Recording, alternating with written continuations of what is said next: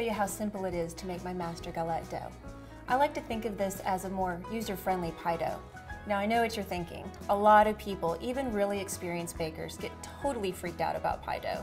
But there's nothing to fear here. I'm going to show you how to make a perfect dough every single time.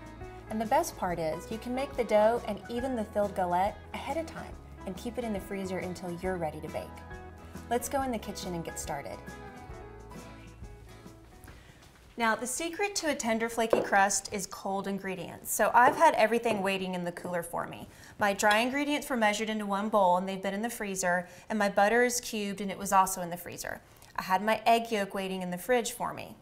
So we're gonna go into the food processor with our dry ingredients, and we're just gonna give it a couple of pulses just to combine everything together.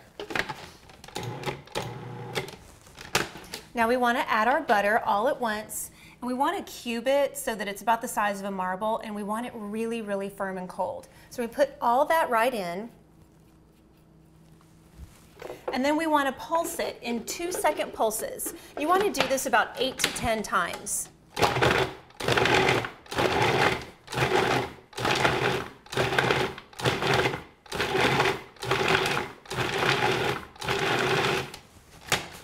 Okay. Now what we're looking for is to have some solid chunks of butter in our dough. And this looks just about right. So now I'm going to measure my ice water in with my egg yolk. 3 tablespoons. Make sure your water is icy cold. And then just combine the 2 ingredients with a fork. You just want them to come together and become one. And then we're going to start our processor and pour it right down the feed tube. Give it a couple of quick pulses. All right, now let me show you what we're looking for.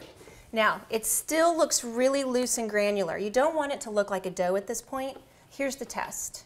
Take a handful and squeeze it nice and tight.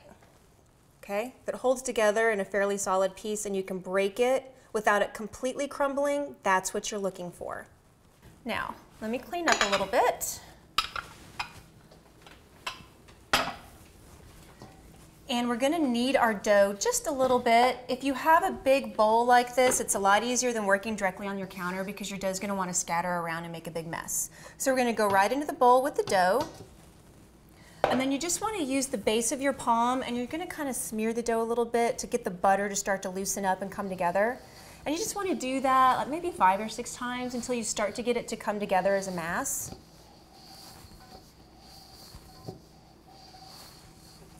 Now form your dough into a disc. Just press it all together. Okay, so I've got some saran wrap. And we're going to take our dough out of the bowl and put it in the wrap. And just press it down so it's no more than about 1 inch tall. Wrap it up nice and tight. Now we're going to stick it in the cooler for at least an hour. It needs to rest for a minimum of 1 hour. But you could leave it there for a couple of days until you're ready to work with it. You could also put it in the freezer now for up to 2 months. So I'm going to go pop this dough in the fridge. So my dough's been resting, and I'm going to show you how easy it is to roll this out. One of the things that I love about galettes as opposed to pies is that they're more free-form and rustic. You don't have to worry about transferring the fragile dough to the pie pan and crimping the edge. It's just so much less fussy. So you want to throw a little flour down on your parchment paper and then a little more on the dough. And before we roll, we're going to rock. So you want to come across the dough, side to side from the center out, just to thin it out a little bit, and go both directions. There we go. If you get a little sticky, throw down a little more flour.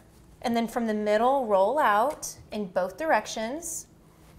You can make this any shape you want. Traditionally, galettes are round, but you can also make them oval or rectangular, and you can make them any size you want. Big or small, you can make individual portions too. So now, here's something that you want to look for when you're doing this. I can see little specks of butter in my dough, and what that tells me is that I haven't overprocessed it. And it's really important because those solid chunks of butter are going to release steam when it bakes, and that's where you get your flakiness. We're going to just lift our parchment and put it right on the pan. Simple as that. Now at this point, you could freeze this, just wrap it and freeze it until you're ready to fill it. But I'm going to go ahead and show you how to fill one. And I've got my apple filling here. And you just want to put the filling right into the center of the dough. Just spoon it on.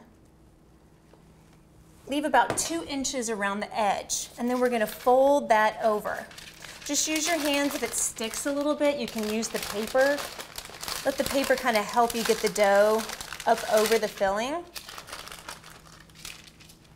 And if you get some cracks, don't worry about it. Just pinch those closed with your fingers because you don't want to lose your juices when you bake. But this has got a really rustic look to it, so imperfection is actually more beautiful. Okay, press down the edges, and then we're going to brush the crust with a little milk. And this just helps the crust to brown a little bit more, makes it really beautiful. Go all the way around. And then we're going to sprinkle with some sugar. Again, it helps with the browning. It just like makes it glisten and makes it really lovely. If you were doing a savory galette, you'd want to use salt and pepper instead of sugar here. Okay, now the galette's done. At this point, you can wrap it up and freeze it. And you can bake it later, straight from the freezer into the oven. Or you can bake it right now. That's it, simple and beautiful. Doesn't get any better than that.